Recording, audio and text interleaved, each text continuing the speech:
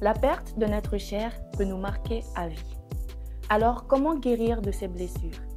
Dans cet épisode, nous aborderons le thème sur le deuil, un sujet souvent tabou, mais qui touche un grand nombre d'entre nous. Je m'appelle Damoucha Kwaku et bienvenue à Inside Talks.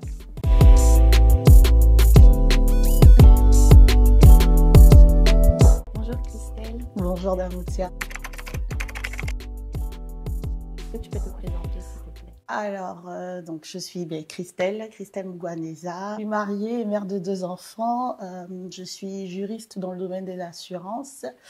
Et voilà, grosso modo. On va parler du deuil aujourd'hui. Okay. Est-ce que tu peux nous raconter ton expérience sur le deuil?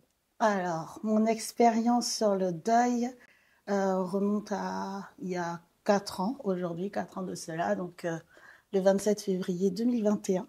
Exactement, j'ai perdu ma mère. C'était l'expérience, en tout cas, à ce jour, la plus douloureuse de ma vie. Mais je m'en sors par la grâce de Dieu.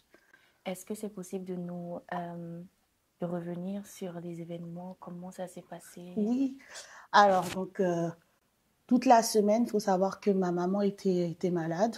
Donc elle a eu 60 ans au mois d'octobre, donc elle était enfin à la retraite parce qu'en Côte d'Ivoire, c'est à 60 ans la retraite. Donc elle était à la retraite, elle a dit qu'elle allait prendre maintenant le temps de se reposer et elle était censée venir nous voir, ma sœur et moi, au mois de mai. Et du coup, elle se sentait vraiment assez fatiguée. Mon père nous disait, bon, elle est assez fébrile en ce moment et on se disait tous, bon, c'est le changement.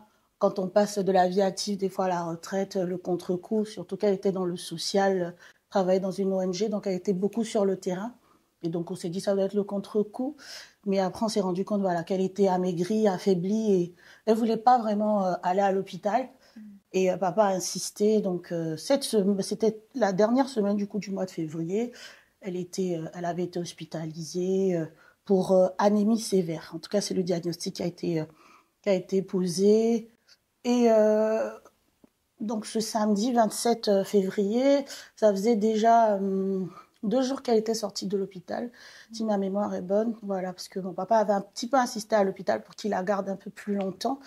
Donc elle était sortie d'hôpital et elle était à la maison et ça allait mieux. En tout cas, d'après ce qu'elle nous disait, moi je l'avais eu au téléphone 2 jours avant. Le jeudi, on avait échangé et il n'y avait pas de souci. Le vendredi aussi, je l'avais eu au téléphone. Il faut savoir que ce jeudi-là, quand j'avais échangé avec elle, où elle me disait ça commence à aller mieux, quand j'ai raccroché avec elle, j'ai eu une sorte de flash. J'étais couchée dans ma chambre et c'était comme s'il y avait un écran. Et j'étais rentrée au pays et ma meilleure amie me disait « Je suis désolée pour maman ». Et je disais « Non, c'est le diable qui veut me mettre de mauvaises pensées dans la tête ». Donc j'ai prié, j'en avais parlé à une responsable de l'église à ce moment-là qui avait prié avec moi. Et le vendredi, j'ai eu ma maman, elle a échangé avec mes enfants. Elle voulait parler avec ses petits-enfants. Et moi, je disais à mes enfants, mais vous fatiguez mamie, elle est fatiguée. Non, elle insistait, elle voulait vraiment parler. Elle a longuement parlé avec nous. Et le samedi, je ne l'ai pas appelée. Ma sœur, pareil. On se disait, on va la laisser se reposer. On l'a trop appelée tous les jours, on va la laisser se reposer. Et ce samedi-là, vraiment, aucune de nous ne l'avait appelée. Moi, j'avais une réunion de l'église. C'était dans le cadre de la louange, dans une école de louange. On faisait notre cours en ligne sur Zoom et mon téléphone sonnait. Et comme j'étais... non, mon téléphone n'a pas sonné. Et comme on était sur Zoom, le téléphone de mon mari sonnait. Et c'était mon père qui l'appelait. Et mon mari, il faut savoir que souvent, quand mon père essaye de me joindre et qu'il n'arrive pas à me joindre, il appelle mon mari. Et donc, par instant, il me dit, « Papa, il essaie de t'appeler ?» Et je dis non. Je dis, « Ah, parce qu'il est en train de m'appeler. » Et là, d'un coup, je me fiche, je me dis, si mon papa ne m'appelle pas et qu'il appelle lui directement, ça sent pas bon. Du coup, je vois que mon mari se lève d'un coup parce que je crois que lui aussi comprend. Il va dans la cuisine et il ressort et il a une tête, voilà. Donc, il essaye de voir comment il va m'annoncer la chose. Et moi, je le regarde, quand je vois sa tête, je crie non. Non, tu peux pas me dire ça. Et là, je me mets à hurler. J'avais oublié qu'il y avait les enfants dans la pièce et tout. Donc, il essaye de de me mettre à part, essayer de me calmer. J'ai compris, quoi, sans même qu'il n'ait eu de mots. Quand je l'ai regardé, j'ai compris. Et chez nous, je sais que c'est comme ça. On préfère appeler le mari pour qu'il t'annonce et tout. Donc, ouais, ça a été hyper difficile cette fin d'après-midi-là. Et voilà. Quand tu as appris la nouvelle, tu as dit non. Oui. Est-ce que tu peux nous décrire à peu près les étapes, en fait, parce qu'au début, Oui. tu n'acceptais pas. Ah non, tu n'acceptes pas. Mais du coup, comment tu fais Tu pour... n'acceptes pas. Et ce temps de rejet, en fait, c'est vraiment en dents de scie. C'est-à-dire, il y a des jours où tu te dis, oh, mais c'est arrivé. Et la seconde d'après, non, c'est pas possible. Donc, moi, il y a eu vraiment ce rejet-là parce que une incompréhension déjà au départ. C'est vrai, comme je t'ai dit, ma maman était malade, elle était affaiblie pendant une période. Mais je me dis non, elle est enfant de Dieu. En plus, ma maman elle était pasteur. Non, Seigneur, elle t'a consacré sa vie. Et là, en plus, je savais qu'elle avait dit, bah, quand je vais finir avec le travail, là, je vais me consacrer maintenant pleinement au ministère. Donc, je me dis, il y a un truc qui colle pas. C'est le moment où elle a dit que bon, là, maintenant, allez full time le ministère. Donc, qu'est-ce qui se passe? C'est pas normal, Seigneur. Tu pouvais pas faire ça en fait. C'est pas à ce moment-là. Donc, tu ne comprends pas. Je comprends pas et comme je t'ai dit, je questionne vraiment le Seigneur. J'essaye de comprendre ce que je me dis. Bah non, elle avait encore des choses à accomplir, elle avait encore des choses à faire. Donc, pourquoi maintenant? Donc, tu essayes de te poser des questions. Et là, pour nous qui sommes africains, tu as aussi des gens qui vont te dire, certainement qu'on lui a fait quelque chose, la mort n'est pas naturelle. Donc, ça t'énerve encore plus. Donc, quand tu passes par la période de rejet, il y a aussi la colère. Donc, le refus. Donc, quand tu refuses déjà d'accepter, après, tu es en colère. Tu es en colère. Moi, j'étais en colère. Pourquoi? Pourquoi c'est arrivé? Est-ce que c'était vraiment la volonté de Dieu? Déjà, Seigneur, si c'était ta volonté, mais pourquoi? Parce que moi, j'avais encore besoin de ma maman. Mes enfants, ils sont en bas âge, ils vont pas connaître leur mamie, ils l'ont vu vite fait, mais avec l'âge, est-ce qu'ils vont s'en souvenir, etc. Donc, tu te poses énormément de questions. Ma mère, c'était un pilier dans ma famille, autant physiquement, émotionnellement que spirituellement. Mais on va faire comment, là? Quand je regarde, je vois pas, en fait, l'équation sans maman. Donc, non, je suis énervée, je suis en colère parce que ça ne peut pas se passer comme ça. Et puis après, la tristesse, la profonde tristesse, vraiment, la tristesse. Il y a aussi le déni. Quand tu refuses, tu es aussi un peu dans le déni. Des fois, tu essaies de dire, oh non, bon, c'est pas, ça va le faire, ça va passer, etc. Il y a tout ça. Et tu rejettes un petit peu la nouvelle. Moi, j'ai même été à un moment donné où je me suis dit, bon, quand je vais rentrer en Côte d'Ivoire pour les obsèques, en plus, c'était à la période un peu de Pâques, donc, je dis, ma maman, elle va ressusciter. Tu vois, je me suis mis dans ce mood-là et tout. Ouais. Mais tu passes par toutes ces phases-là. Et la tristesse, vraiment, là, là, tu sais que tu peux plus rien faire. Tu sais que c'est vrai. Mais maintenant, tu dois vivre avec.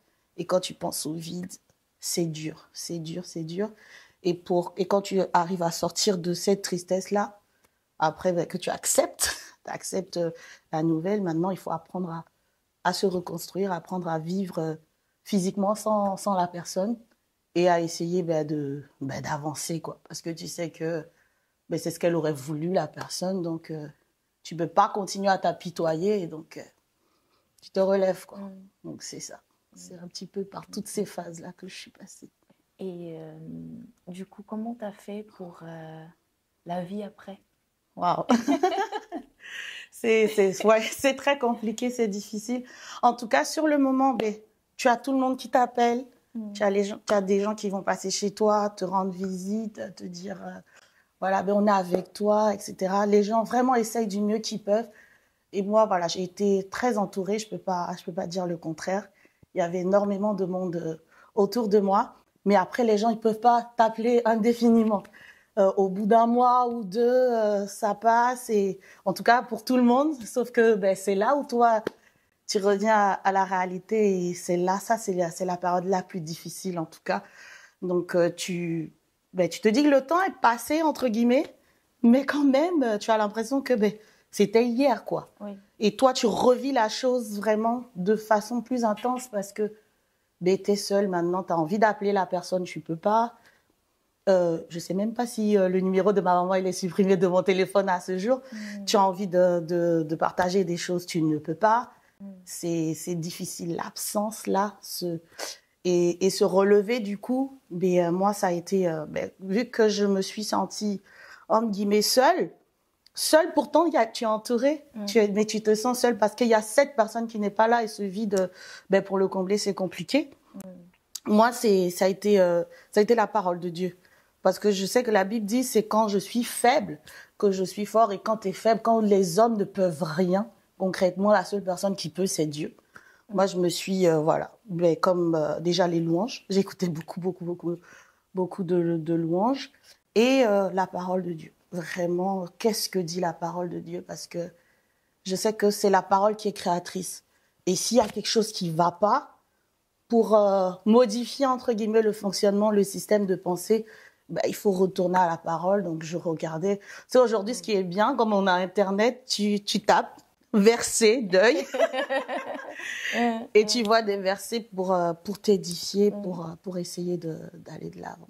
Tu as dit tout à l'heure que tu as mis en place, par exemple, la louange pour s'en sortir. Est-ce que tu peux nous parler un peu plus sur ce côté? Alors, ma maman, déjà, c'est quelqu'un qui aimait chanter. Elle aimait chanter tout le temps. Et avant qu'elle ne décède, elle avait découvert un chant au contrôle c'est pas de Seth Katambaye, mais c'est la version de Seth Katambaye qu'elle avait écoutée. Et elle m'avait envoyé ce lien-là. Et quand elle était venue me rendre visite, quand ma fille était née, elle écoutait beaucoup ce chant. Et elle me disait, j'aimerais bien que tu chantes ce chant un jour. Mais vraiment, j'ai pas écouté plus que ça. J'ai pas chanté le chant. Et tout le temps, quand elle était là, à son dernier séjour, tu es mon repos, tu es au contrôle. Elle le fredonnait tout le temps. Et du coup, mais j'ai jamais chanté ce chant, que ce soit à l'église ou quoi. Je me souvenais que c'était le chant de maman. Quand j'entendais quelqu'un chanter, la chanson de maman, je disais ça tout le temps. Et quand elle est partie, et que j'ai mis play, et j'ai écouté les paroles de la chanson, je me suis dit, waouh. Waouh. Donc, en fait, dans ma tête, c'était comme si elle m'avait laissé quelque chose avec ce chant, que malgré tout ce qui peut arriver, Dieu est au contrôle. Et voilà. Donc, et j'ai puisé vraiment des forces avec cette louange-là, particulièrement. Il y en avait d'autres, mais celle-là en particulier, à cause de tout ce contexte-là qu'il y avait autour, et vraiment chercher ma force en Dieu. Et c'était une phrase qu'elle aimait bien dire, quand tu lui disais un truc, quand il y avait une difficulté, Dieu au contrôle, Dieu au contrôle.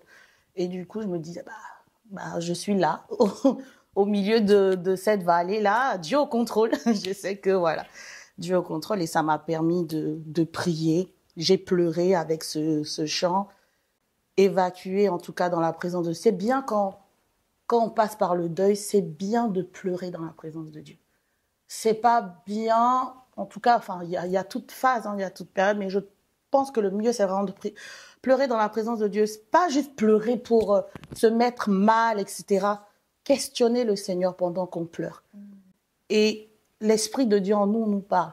Il y a des paroles qui viennent, il y a des mots qui viennent. Moi, je me suis retrouvée des fois à prier comme ça, à mettre des chants, à pleurer. Et au sortir de ces temps, j'avais des versets qui venaient. J'allais regarder la référence. Et puis, c'était quelque chose pour m'apaiser.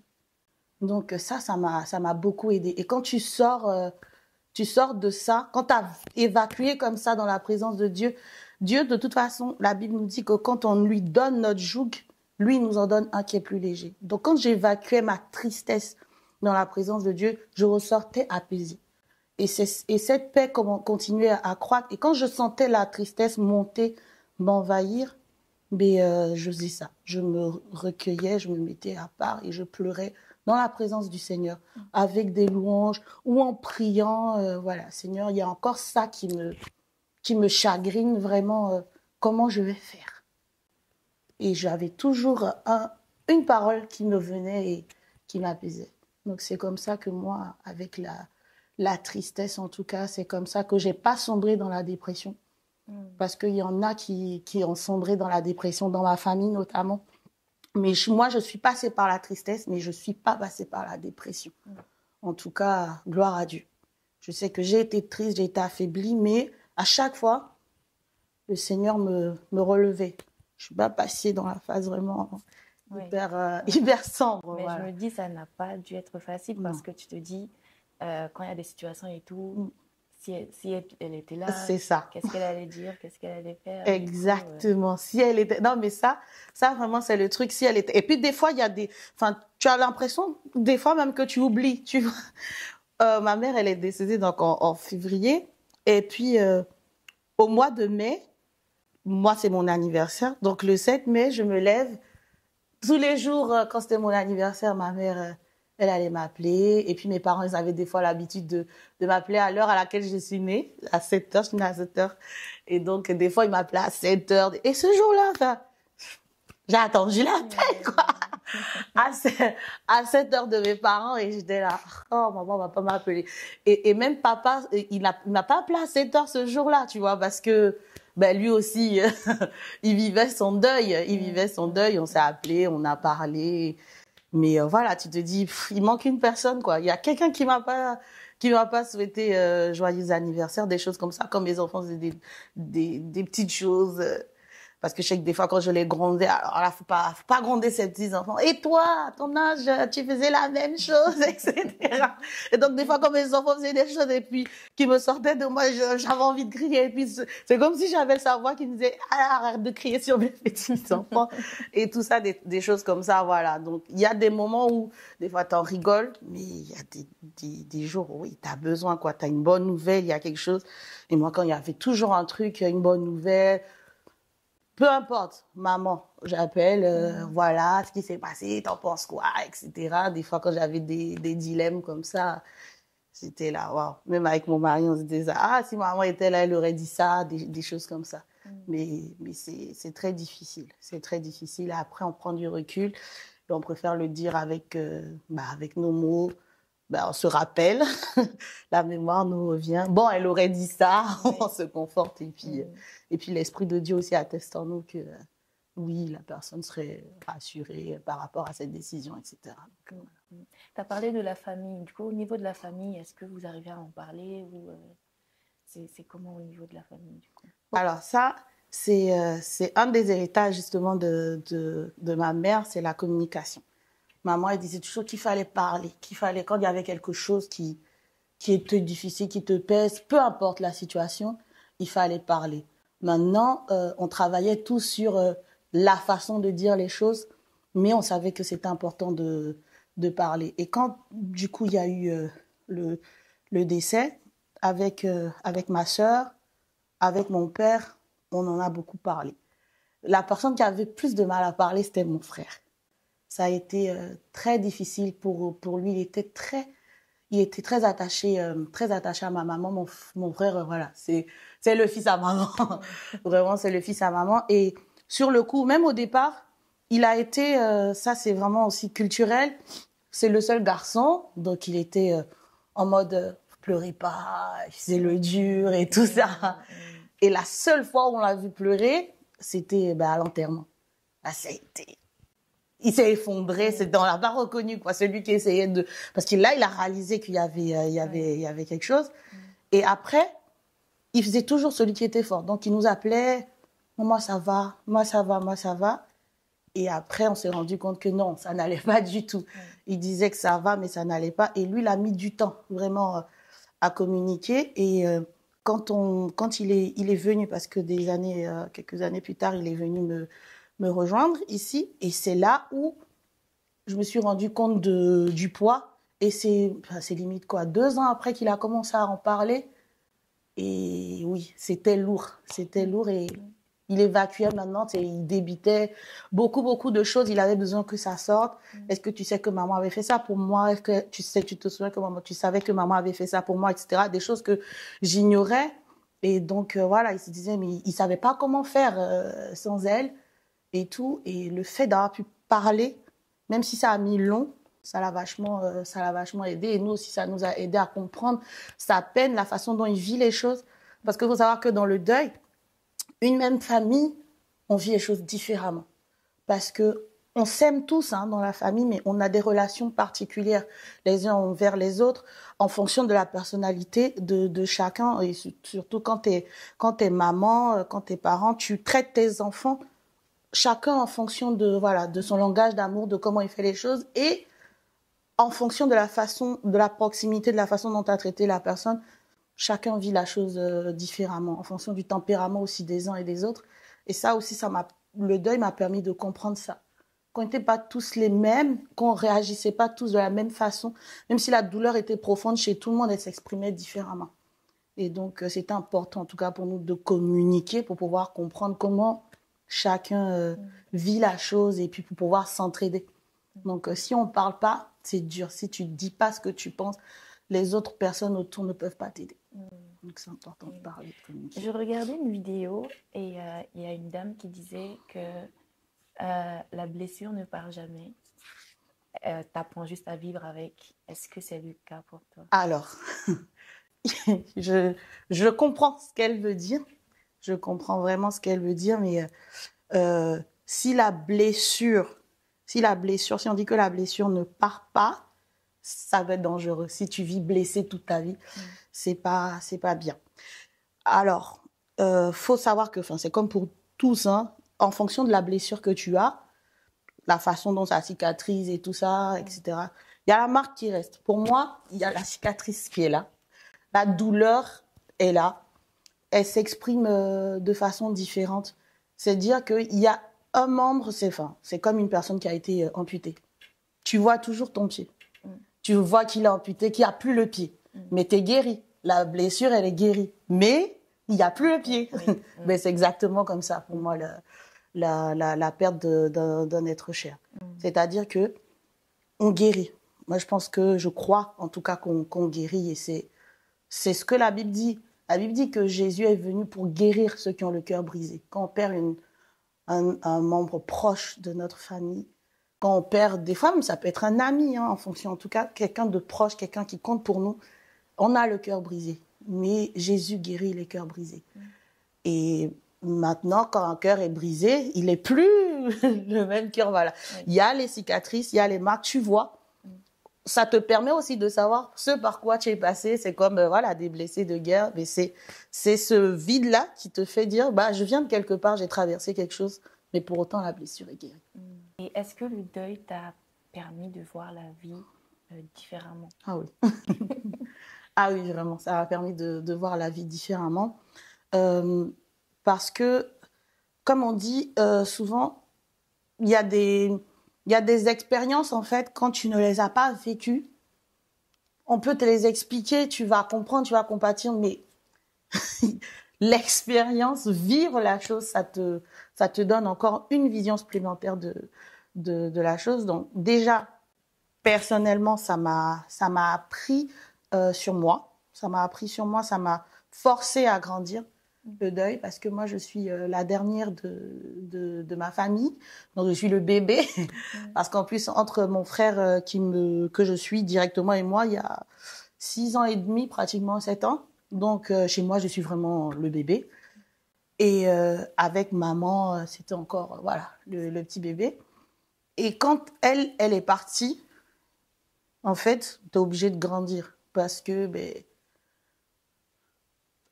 t'as ton papa qui est là, qui te traite toujours comme un bébé, mais c'est pas pareil. Moi, dans mon cas, parce que, comme je disais, ma maman, elle était pasteur et c'est quelqu'un qui était spirituellement très discipliné, qui avait un impact spirituel vraiment dans ma vie, sa foi, sa détermination, etc. Et moi, mon père, il est converti aussi, mais ils n'ont pas la même foi. C'est-à-dire que mon père, en plus, il le dit lui-même, il est encore en train de deal avec la parole de Dieu pour comprendre certaines choses, pour se débarrasser de certaines choses. Donc, spirituellement, il n'a pas la même maturité que maman. Donc, il y a certaines choses où, spirituellement, ça va être nous-mêmes qui allons plus le soutenir. Par exemple, l'encourager et tout ça, parce que il peut, par exemple, être vite découragé, des choses comme ça, alors que maman, non. Alors là, non. La foi, tout le temps, en toutes circonstances. Et du coup, ça manque.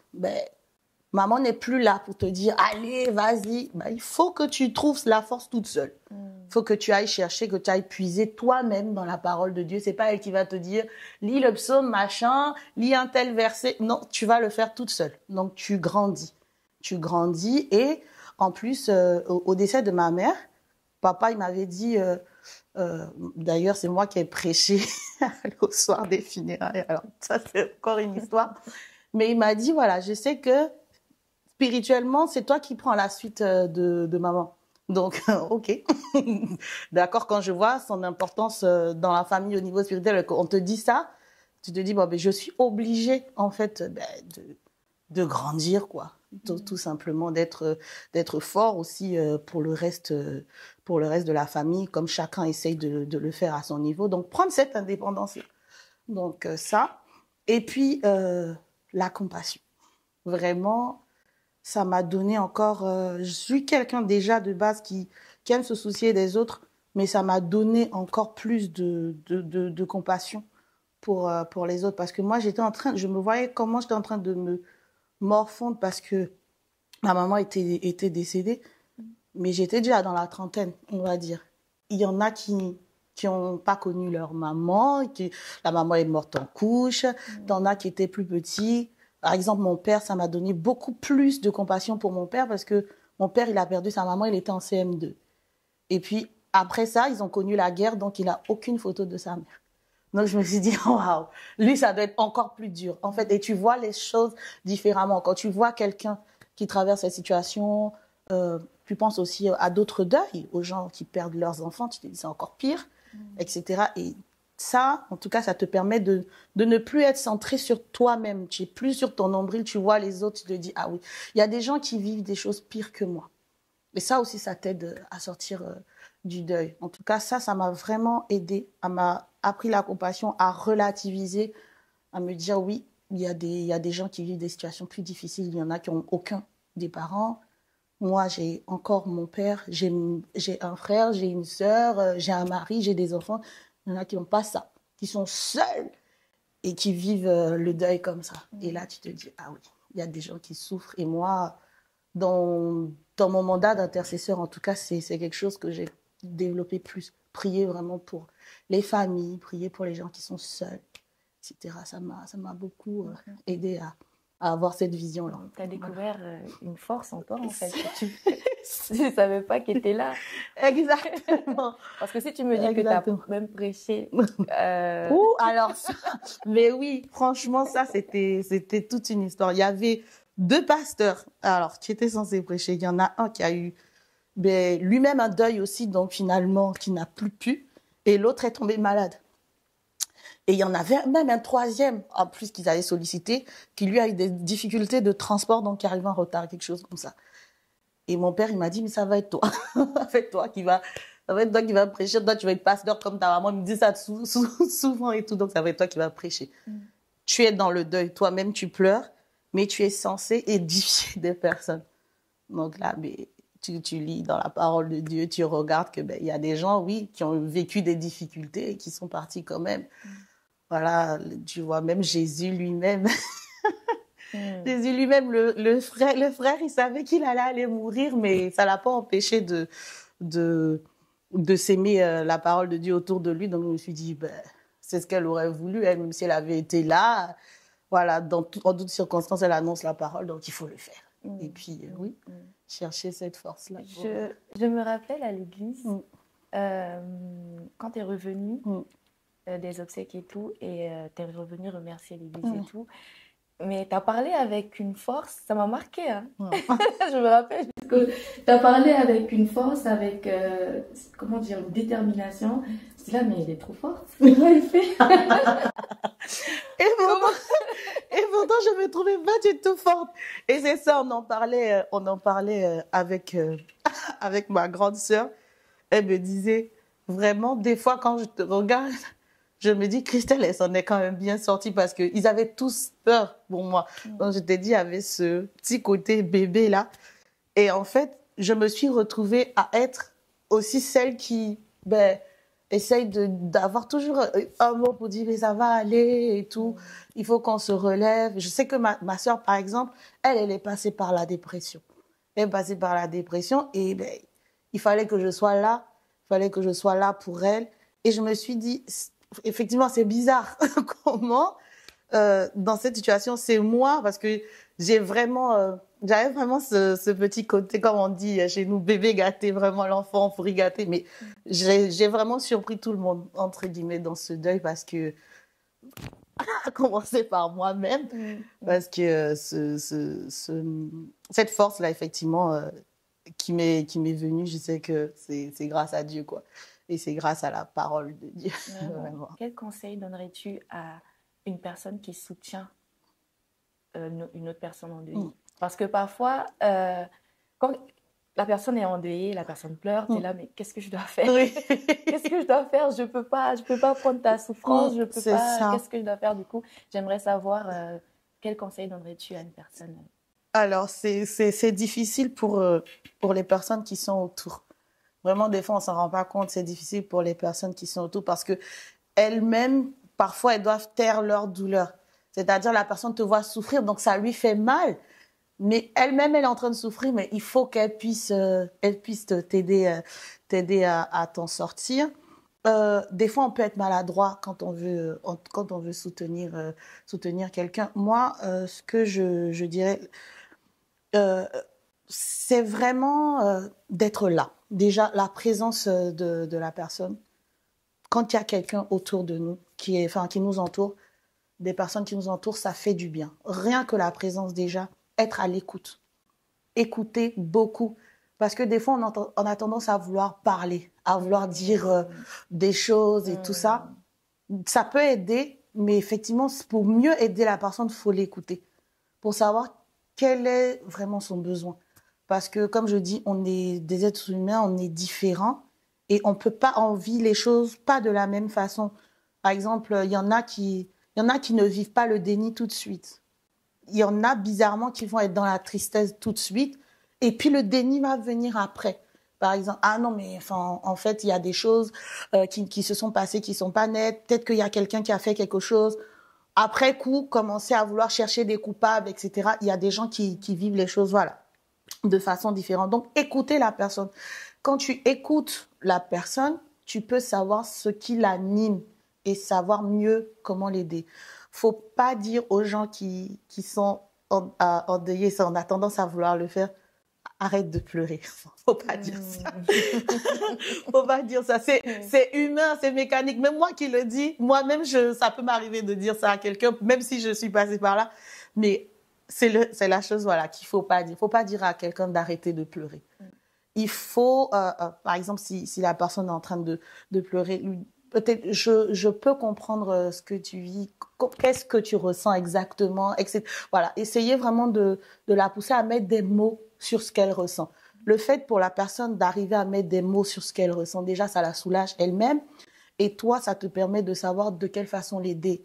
Par exemple, si c'est quelqu'un qui te dit, comme moi, je disais ça beaucoup, ben, qui sera là pour mes petits-enfants? Enfin, pour mes enfants, pour les petits-enfants de ma maman.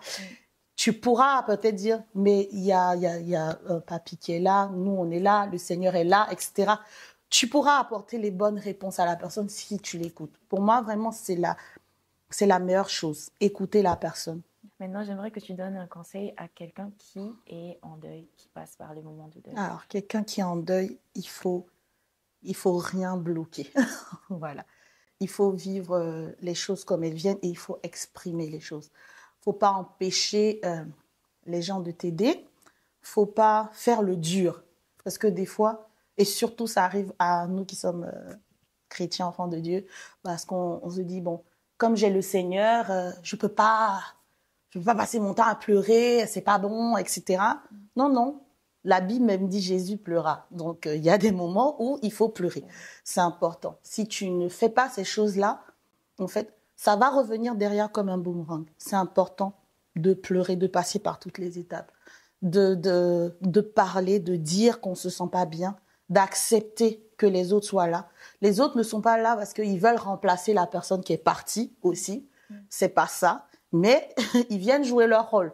Donc, ils doivent t'aider, ils doivent te soutenir. Donc, il ne faut pas repousser les autres parce qu'il y a des personnes dans le deuil qui repoussent les autres, qui se renferment sur elles-mêmes.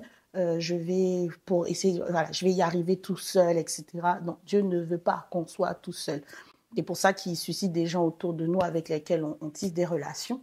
Donc, c'est important de communiquer sur sa peine, de prendre ce que les autres vous donnent. Et comme je disais tout à l'heure, quand quelqu'un te soutient, il peut être maladroit. Il ne faut pas s'arrêter sur les maladresses des gens. Il ne faut pas s'arrêter sur les maladresses des gens. Il faut s'arrêter sur l'intention derrière.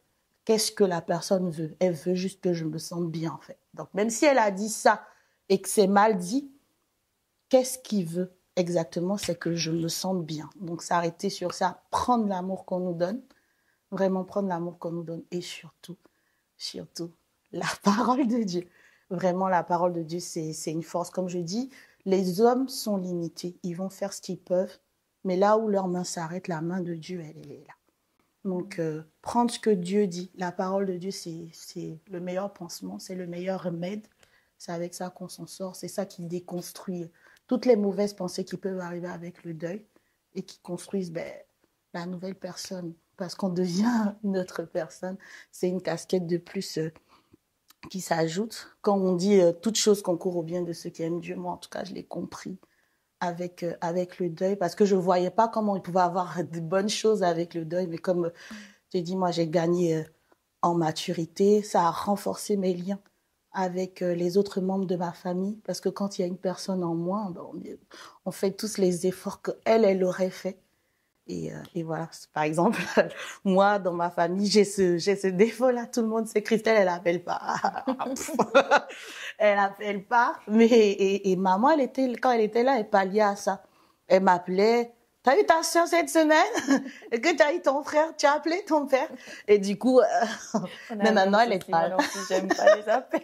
Maintenant, elle n'est pas là. Mais il faut que tu appelles. Et le pire, c'est que les autres aussi n'appellent pas, mais ils veulent que tu appelles. Donc, je me suis dit, il faut travailler dessus, il faut appeler, il faut, voilà. Donc, c'est un petit peu ça. C'est difficile, mais il faut passer par cette période-là.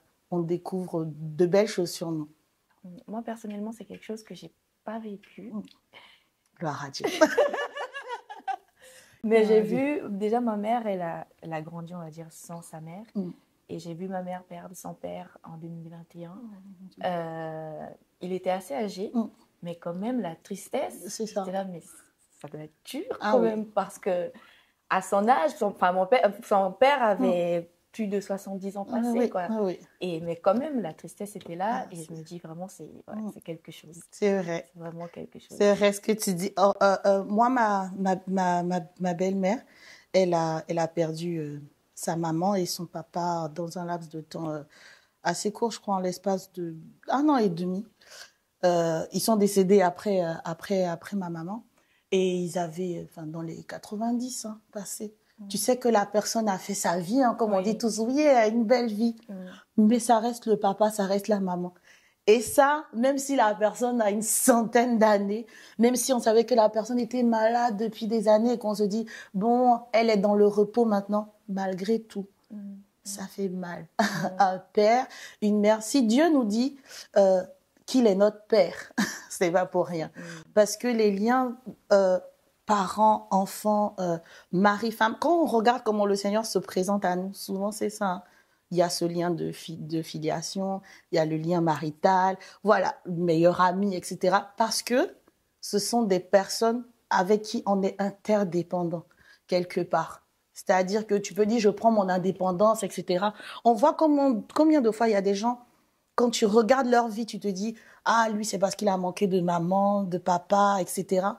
Parce que c'est important dans la vie d'une personne. Et quel que soit l'âge de la personne, quel que soit, même des fois, il y a des gens qui n'avaient pas de bonnes relations avec leurs parents, mais quand le parent n'est plus là, ça fait mal. Parce que ce sont des éléments importants de notre vie, de notre construction. On est qui nous sommes parce qu'on a eu ces parents-là. Donc, quand ils ne sont plus là, ça pique.